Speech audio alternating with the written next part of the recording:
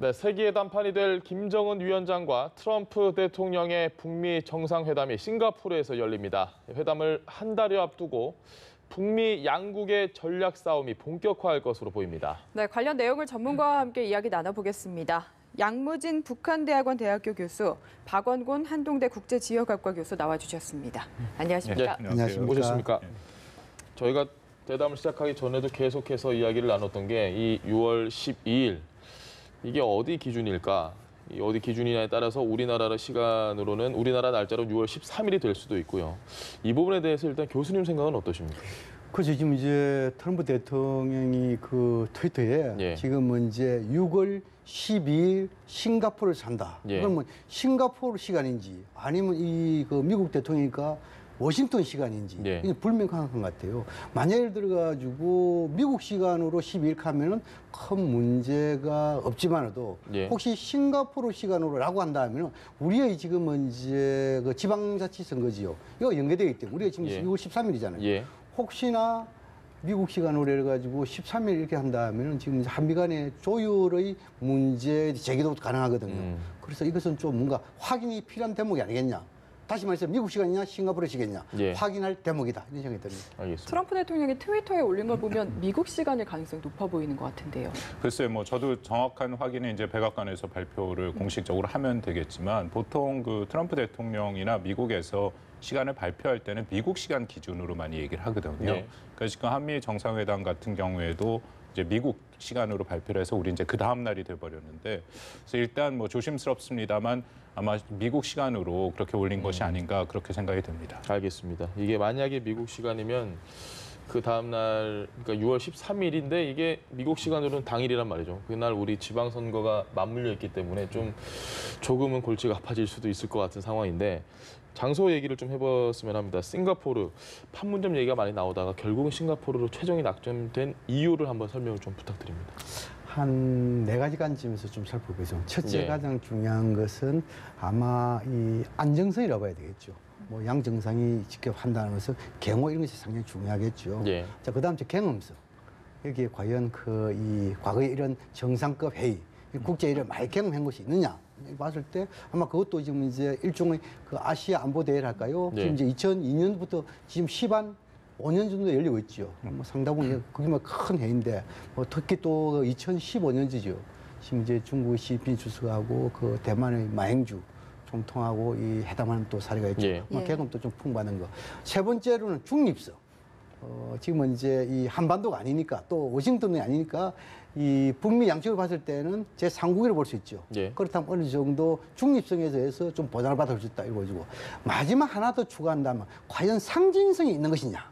지금 이제 이번에 핵심적으로 다룰 어제가 비핵화와 체제 보장 아니겠습니까? 예. 그런데 여기에 대해서 뭐 이 싱가포르가 뭐 지금 이번 어제가 뭐 아시아의 냉전을 청산한다든지 기타 아시아의 안보하고 크게 관계되는 이런 상황 같으면 좀 그 상식이 있지만도 이 한반도에 있어가지고 나름대로 긴장 완화 또 그리고 비핵화 더 나아가서 북한 체제 뭐 이런 건데 상징성 부분에 대해서는 조금 싱가포르가 좀 떨어지는 것이 아닌가 예. 이렇게 분석해 볼 수 있습니다. 알겠습니다. 네, 지금 싱가포르라는 지역만 나오고 구체적으로 장소는 안 나오다 보니까 이것도 또 지금 추측들이 나오고 있는데 아까 양안 첫 정상회담도 얘기를 해주셨고요. 여러 호텔들이 좀 지금 이야기가 되고 있는 것 같아요. 예. 어떻게 좀 예상을 하시나요? 글쎄 뭐 샹그릴라가 될 가능성이 좀 있지 않을까. 예. 그곳 말고도 이제 한 군데 더 얘기가 되고 있는데 그것은 이제 트럼프 대통령과 개인적인 친분이 있다라고 알려져 있기 때문에 아마 이제 북한 측에서는 좀 여러 가지 부담이 될 거고요. 예. 싱가포르에 대해서는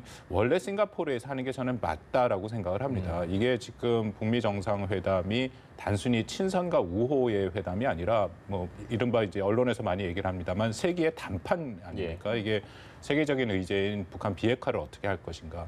협상이 필요하기 때문에 이것은 제3의 장소로 가는 것이 이제 맞는 거죠. 다만 트럼프 대통령이 우리 양무진 교수님 말씀하신 것처럼 상징성을 고려를 해서 예. 또 판문점을 좀 하는 것이 어떨까. 근데 그때도 자세히 보면 트위터에 한번 자기가 물어본 거다. 예. 이제 그렇게 얘기를 한 거라서 좀 이벤트도 생각을 했던 것 같고요. 근데 다만 그런 의미에서는 이제 다시 싱가포르로 가는 것이 외교 관례상은 맞다라고 생각하고 또 싱가포르라는 곳이 미국이나 또 북한의 입장에서는 상당히 중립적인 것은 맞습니다. 예. 북한의 그 무비자로 북한인이 입국할 수 있는 몇 안 되는 국가 중에 하나고 또 싱가포르에 북한 기업들도 적지 않게 있고요. 또 미국의 입장에서는 싱가포르가 그 남중국해 문제에 또 적극적으로 미국에게 그 지원을 하는 그런 예. 국가의 입장이기 때문에 뭐 적절한 장소가 아닐까 생각합니다. 알겠습니다. 양 교수님께 이 질문이 좀 적절할지 모르겠습니다. 미국과 북한 입장에서 싱가포르에서 정상회담을 하는 것 어느 쪽의 장소에 사실 그 의미가 상당히 크지 않습니까? 어느 쪽에 조금 더 유리한 점수를 매길 수 있을까요? 시작에부터 그 유불리를 따지지 않기 위해 가지고 중립국을 예. 선택한 거 아닙니까? 그래서 제3국이잖아요.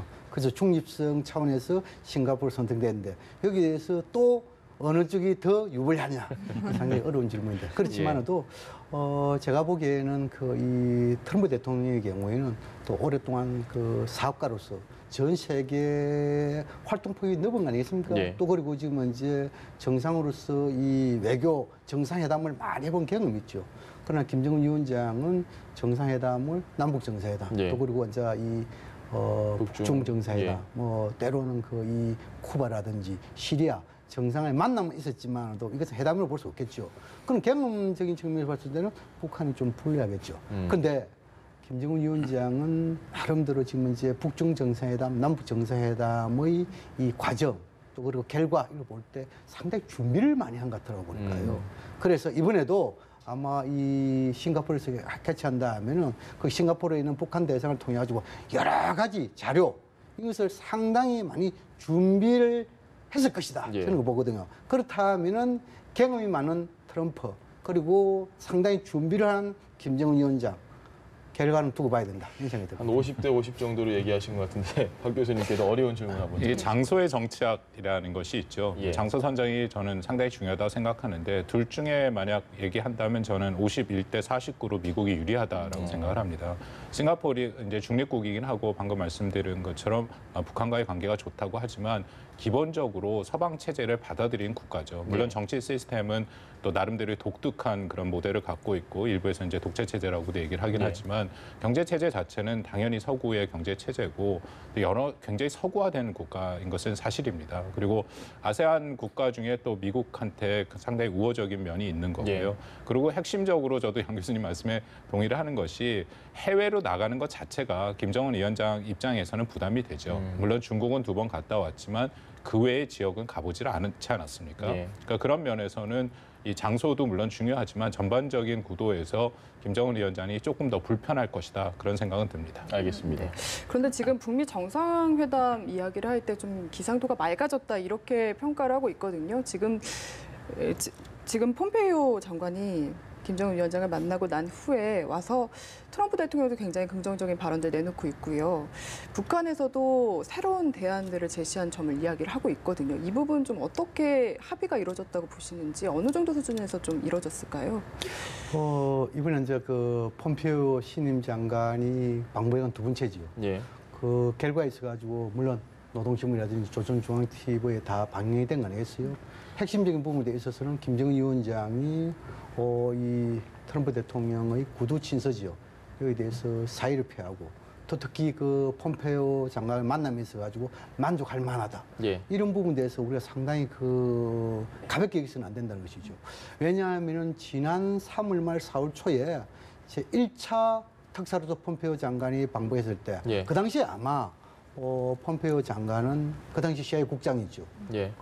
이 폼페이오는 아마 그 트럼프 대통령의 그 비핵화에 대한 또 국제사회의 북한의 비핵화에 대한 여러 가지 부분에 대해서 아주 촘촘하게 전달했을 것을 생각합니다. 예. 전달한 상태에서 이제 김정은 위원장도 나름대로 그에 대한 답변을 해줬고 또 김정은 위원장도 트럼프 대통령에게 요구사항이 있지 않겠습니까? 그 요구사항이라는 것은 결국은 체제 보장이었죠. 근데 1차 만나고 떠난 이후 아마 미국에서 비핵화 부분에 대해서는 여러 가지 이야기도 하고 또 김정은 위원장의 비핵화 의지에 대해서 평가한다 이 정도의 덕담은 많이 했지만도 직접 북한에 대한 체제 보장에 대한 메시지가 지금까지 그렇게 없었던 것이 아니겠냐 저는 그렇게 생각합니다. 아마 그것이 그 지난 4월 27일 남북 정상회담에 있어가지고 그 도보다리의 벤치 회담 여기에서도 아마 문재인 대통령께서 그 이 미국의 그 북한 비핵화에 대한 여러 가지 주문사항 전달하면서 또 이 김정은 위원장이 미국에게 제시했던 예. 이런 그 체제 보장 아직까지 답이 없다. 그건 27일이 경과된 상황에서 그렇다 하면은 이러한 답에 있어 가지고 좀 문재인 대통령이 좀 중재자냐 미국을 설득해 가지고 빠른 답이 나오도록 하면 좋겠다. 뭐 이러한 나름대로 자신의 의견도 개진한 것이 아니겠냐.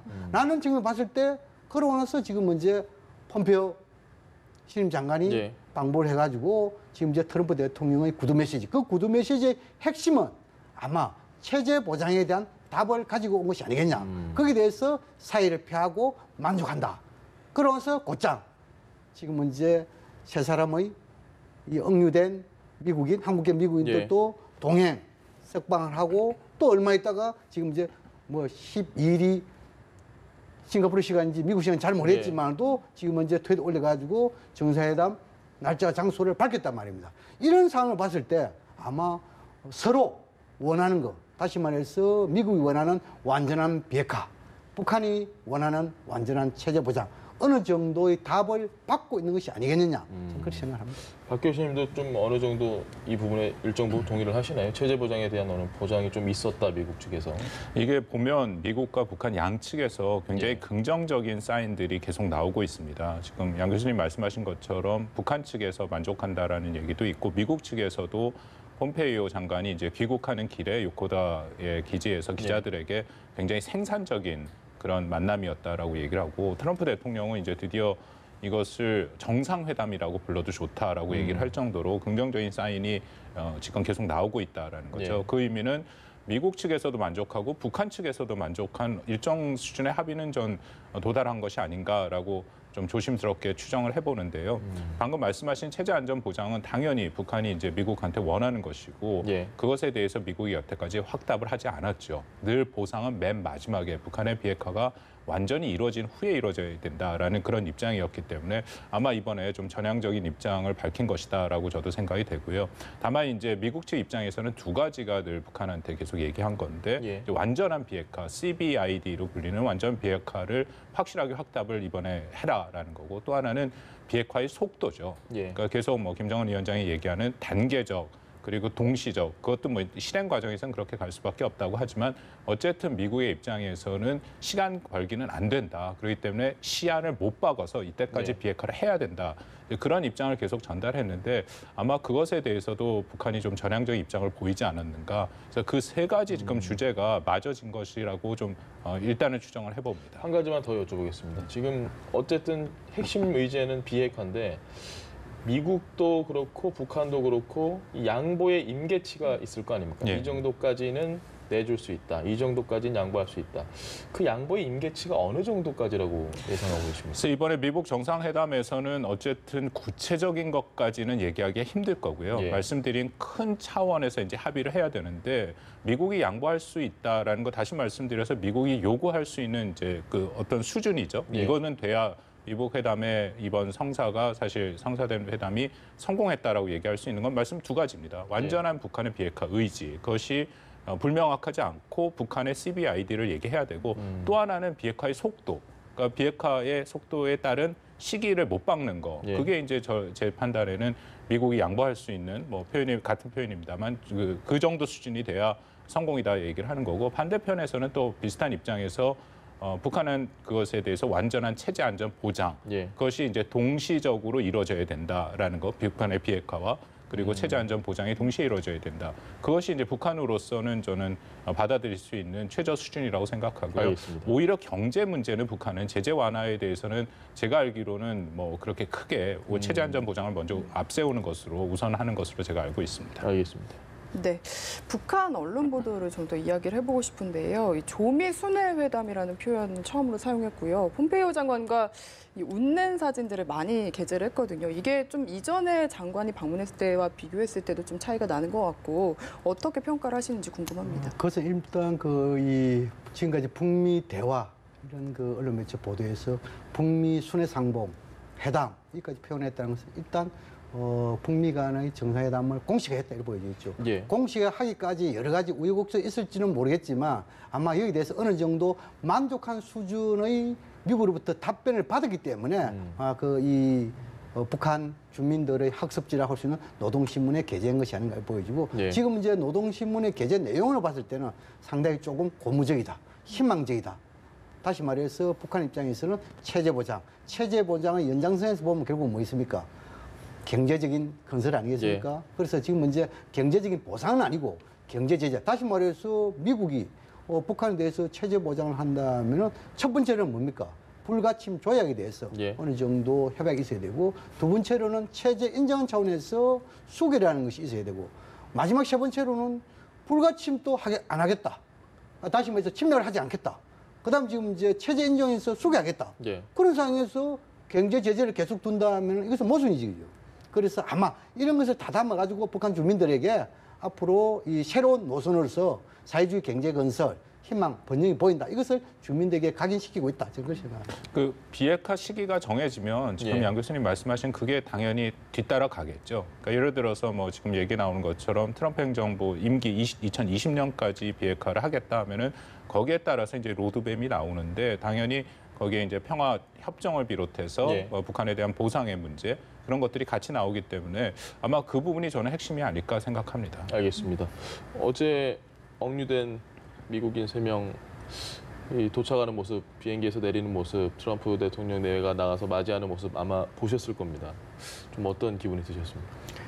그렇죠. 이제 지금은 이제 뭐 가장 기본이 인간의 기본적인 보편적인 인간의 이 인권이 할까요? 예. 이게 상당히 중요한 부분이잖아요. 그다음 미국은 자국민 보호 끝까지 보호한다. 예. 이것을 또 국제사회에 보여준 것이죠. 그건 뭐냐면 일단 전쟁에 있어가지고 유해 발굴이라든가 이런 것을 보면 지금까지 익히 미국이 많이 온 사례잖아요. 예. 특히 이제 이 트럼프 대통령 입장에서 이런 북미 정상회담을 앞두고 이 자국민들의 보여주는 자국민들 보호는 끝까지 한다. 예. 막 이런 것을 보여줌을 해가지고 나름대로 지도자의 면모를 과시했겠죠. 또 그리고 지금 이제 우리의 입장에 봤을 때 왜 그렇다면 북한이 남북 정상회담이 뭔지 하고 북미 정상회담은 차후인데 우리 지금 이제 억류된 북한 명이, 억류된 예. 6명. 물론 세 사람은 이탈 주민이고 예. 또 세 사람은 이제 우리 선교사 이러는데 왜 이에 대해서는 하지 않 우리 국민들이 상당히 또 뭡니까? 조금 혼란스러워할 가능성이 있습니다. 네. 그러나 제가 보기에는 문재인 대통령이 지난 4.27 판문점 선언 그 당시 회담에서 벤치 회담에서 충분히 예. 이야기했고 또 그리고 이 비밀 접촉 또 그리고 지금 이제 실무자 접촉뿐만 아니고 고위회담에서 계시마다 이 부분 했기 때문에 아마 이 부분도 8월 지금 이제 8월 달에 이산가족 상봉돼 있지 않습니까? 예. 그러면 그 전에 자연스럽게 적십자 회담을 개최하게 되기 때문에 그렇다면은 5월에서 8월 사이 자연스럽게 이 문제도 해결되지 않을까 조심스레 기대를 합니다. 알겠습니다. 네, 교수님은 좀 어떻게 예상하시는지. 그 인질 협상이라는 것은 굉장히 민감한 부분이죠. 인질이라고 이제 우리가 얘기를 하지만 예. 북한의 입장에서는 뭐 자국법을 위반한 그런 사람들이기 때문에 그들을 이제 풀어주는 건 나름대로 명분이 있어야 되는 게 있습니다. 그래서 예. 보통 서구 사회에서 특히 미국이나 그런 유럽 국가, 인권을 중요시하는 국가가 예. 인권을 위반하는 국가와 그런 협상을 할 때는 이제 두 가지 방법이 있는데요. 하나는 공개적인 압박을 가하는 거죠. 미국의 그 의회 법에 보면 아예 그런 국가와 이제 경제적 나머지 외교적인 관계를 맺을 때 인권을 반드시 고려하게 돼 있습니다. 이제 그건 공개적인 압박이고요. 이제 미국이 이제 그런 식으로 하고 있는 거고요. 또 하나는 공개적인 압박보다는 이제 물밑 협상을 하는 경우가 있죠. 그래서 예. 물밑 협상을 통해서 실질적인 결과를 도출하면서 상대편 국가의 체면을 살려주는 거.